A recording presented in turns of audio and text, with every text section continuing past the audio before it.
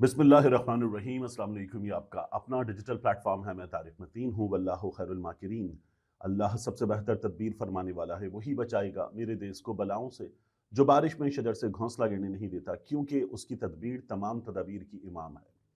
आज 9 मई से जुड़े जो मिलिट्री तहवील में अफराद थे, उनकी सज़ाओं का ऐलान हमारे सामने आ गया है। 10 साल, 6 साल, 7 साल, 4 साल, 2 साल, ये सज़ाएं हुई हैं इन 25 अफराद को। और अब इसके बाद जो है वो तकरीबन 60 अफराद बाकी बचते हैं। पहले मरहले में हमें ये पता चला था कि 20 अफराद का ऐलान हुआ था, फिर 25 अफराद का ऐलान हुआ, 45 एक तरफ हुए, 60 अफराद अभी बाकी हैं। ये जो आज ऐलान हुए हैं, इनमें 2-3 नाम बड़े अहम हैं। अहम इसलिए नहीं कि ये अहम शख्सियात हैं, इसलिए कि इनका किरदार बड़ा वायरल हुआ सोशल मीडिया पर वीडियोस के ज़रिए, और इनमें से एक का बयान भी बाद में हमने देखा कि उसके साथ क्या हुआ था, किस तरह से हुआ था। एक एतराफ़ी बयान के वो किस कैफियत में ये सब कुछ कर गया, ये हमने देखा था। अब ये सब कुछ मिलिट्री तहवील से ही बाहर आया था, यानी जो बयान था वो भी, और फिर उसके बाद आज जो सज़ाएं हुई हैं उसमें एक वीडियो भी जारी की गई। वीडियो में 1 से 25 तक का नंबर है, वीडियो में नाम है, हर शख्स की तस्वीर है, उस रोज़ की तस्वीर है, उस रोज़ के आगे वीडियो है, उसके बाद उस शख्स का नाम है और उसको क्या सज़ा हुई है, ये वीडियो में मौजूद है। यानी वीडियो में ये देखा जा सकता है कि वो शख्स उस रोज़ कहाँ था। कोर कमांडर हाउस लाहौर पर था, या वो GHQ के गेट पर था, या वो चकदरा में था, मियाँ वाली में था, पेशावर में था, कहाँ था। ये तमाम चीज़ें इस वीडियो में नज़र आती हैं इन लोगों के हवाले से, और फिर इन सब के नाम और कितनी सज़ा हुई है ये इस वीडियो में मौजूद है। 1 से 25 तक के नंबर के साथ ये वीडियो जारी हुई है। उसके बाद ISPR की जानिब से एक तफसीली प्रेस रिलीज की शक्ल में हमारे सामने खबर आई है। इस खबर में क्या है, और ये जो तमाम सजाएं हुई हैं, इन तमाम सजाओं में आगे जाकर क्या हो सकता है, एक प्रॉब्लम क्या है, सिविलियन सेटअप को मिलिट्री सेटअप ने क्या बताया था और वो पूरा हुआ या नहीं, ये प्रॉब्लम है।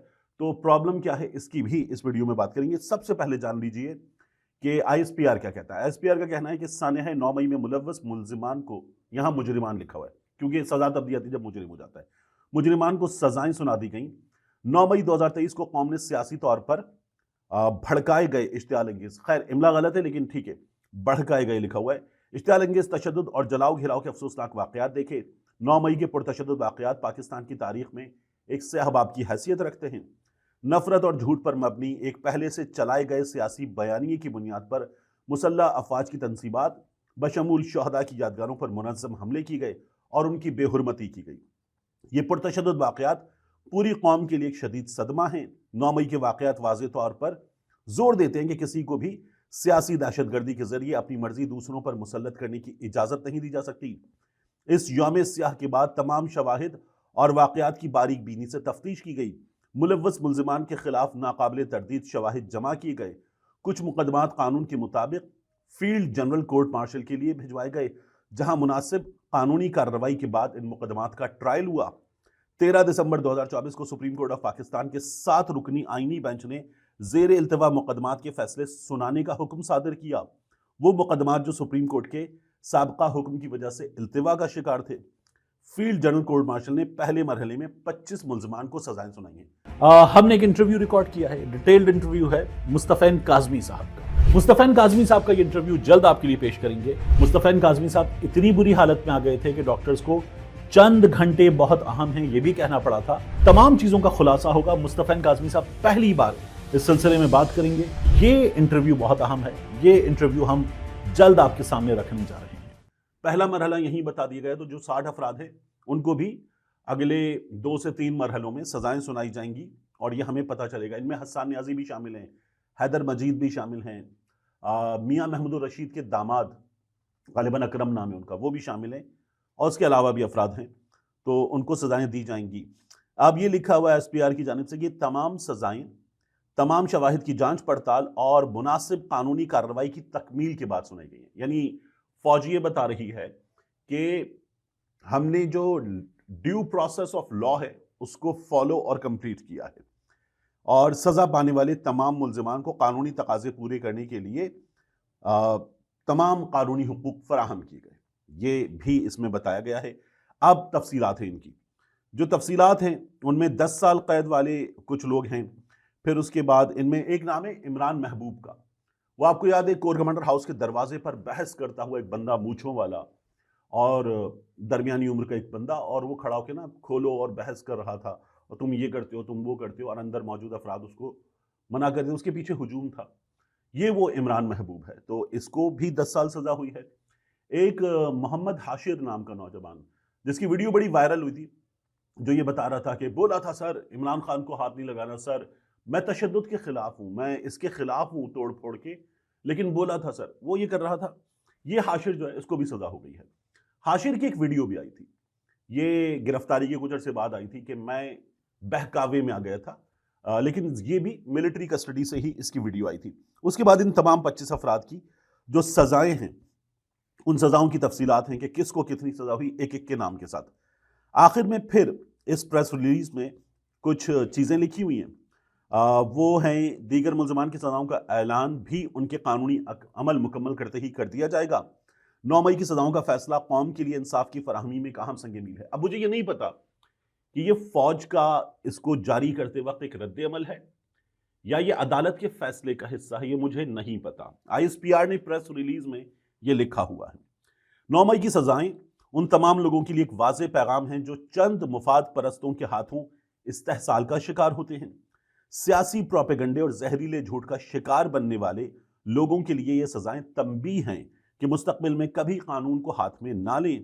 متعدد ملزمان کے خلاف انسداد دہشت گردی کی مختلف عدالتوں میں بھی مقدمات زیر سماعت ہیں، یعنی بہت سے لوگ ہیں جن کو وہاں سے بھی سزائیں ہوں گی، یہ بتا رہے ہیں۔ صحیح معنوں میں مکمل انصاف اس وقت ہوگا، اب فوجی بتا رہی ہے کہ ابھی انصاف مکمل نہیں ہوا، جب 9 مئی کے ماسٹر مائنڈ اور منصوبہ سازوں کو آئین اور قانون کے مطابق سزا مل جائے گی۔ یہ بہت اہم ہے، صحیح معنوں میں انصاف اس وقت ہوگا۔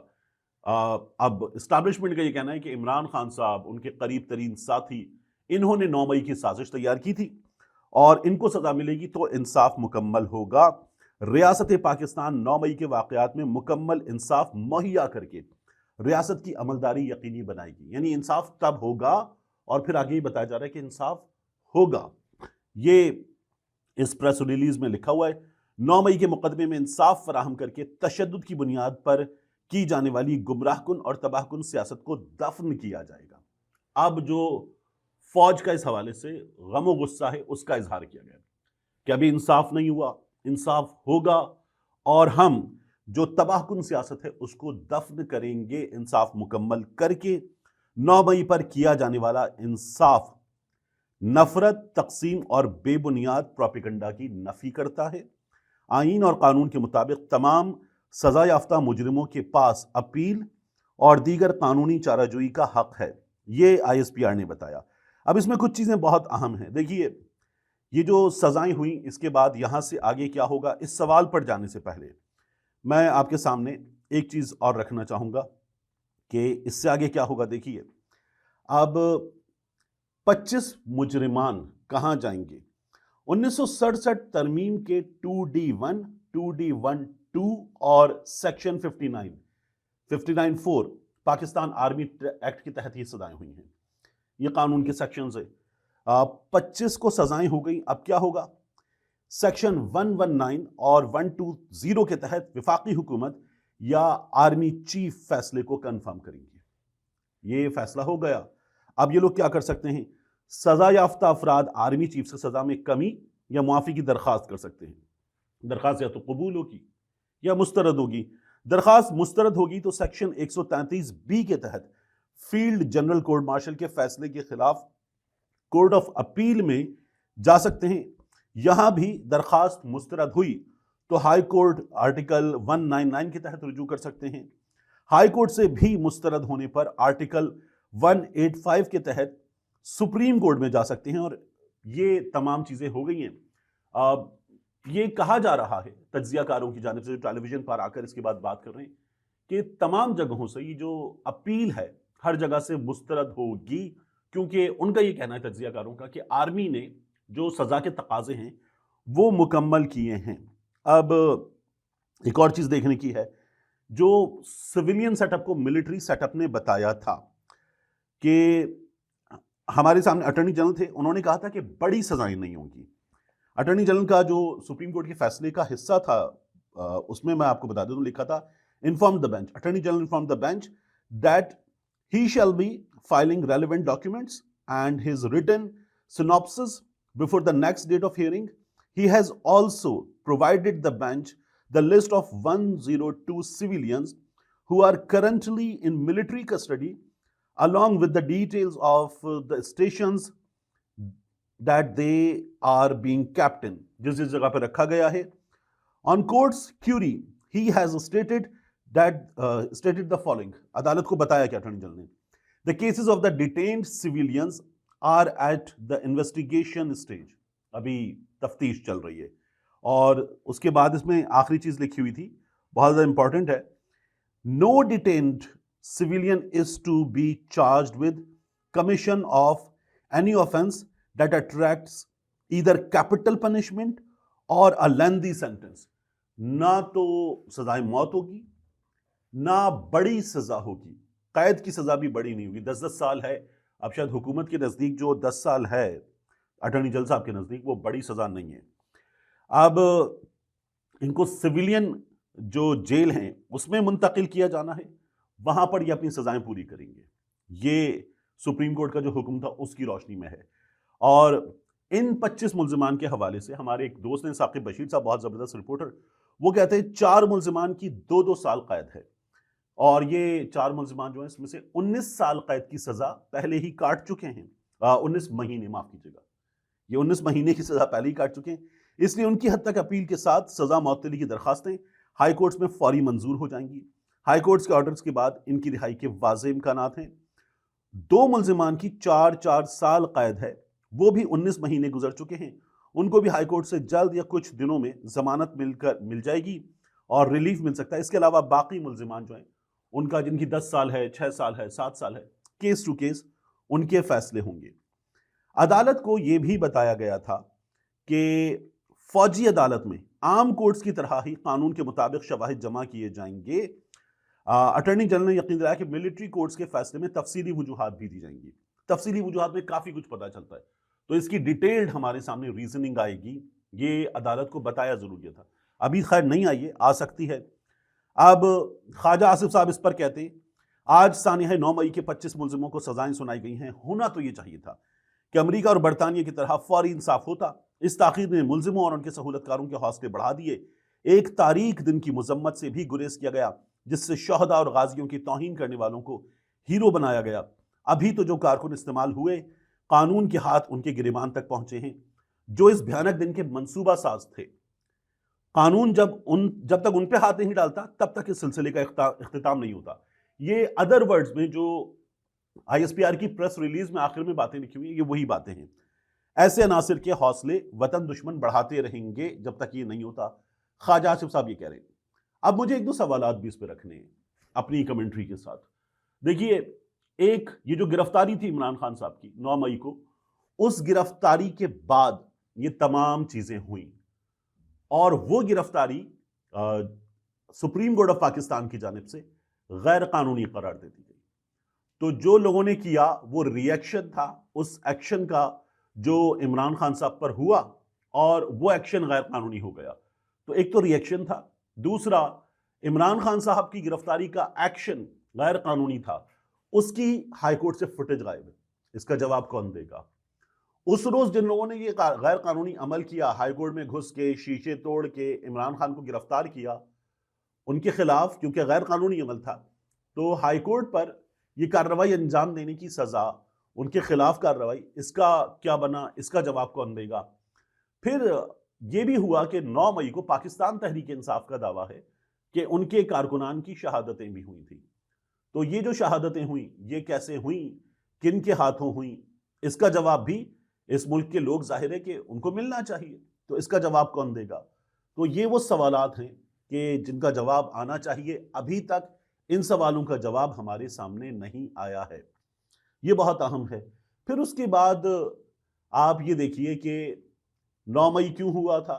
اس ملک میں قانونی طور پر, آئینی طور پر جو الیکشن ڈیو تھے وہ الیکشن روکے جا رہے تھے, اور ایک جماعت کے سربراہ کے گھر پر بھی حملے ہو رہے تھے, اس جماعت کے کارکنان پر بھی حملے ہو رہے تھے، پولیس گاڑیوں میں ڈال کر لے جاتی تھی۔ 25 جسم پہ نشانات تھے ذلِ شاہ کے، جس کو تشدد کا نشانہ بنایا گیا، مر گیا، بعد میں ایک ایکسیڈنٹ میں ڈال دیا گیا۔ تو باقاعدہ طور پر پوسٹ مارٹم رپورٹ کے مطابق ذلِ شاہ کے جسم پر 25-26 مقامات تھے جہاں تشدد کے نشانات تھے۔ یہ تمام چیزیں تھیں، ان کا بھی کوئی جواب نہیں ہے۔ یعنی عمران خان کے ساتھ یہ جو کچھ کیا جا رہا تھا، یہ کیسے ہو رہا تھا، کیوں ہو رہا تھا، اس کا کوئی جواب نہیں ہے۔ عمران خان کی جماعت کو جو پورا سیٹ اپ پنجاب کا، محسن نقوی کا، وہ نشانہ بنا رہا تھا، مرکز میں نشانہ بنایا جا رہا تھا۔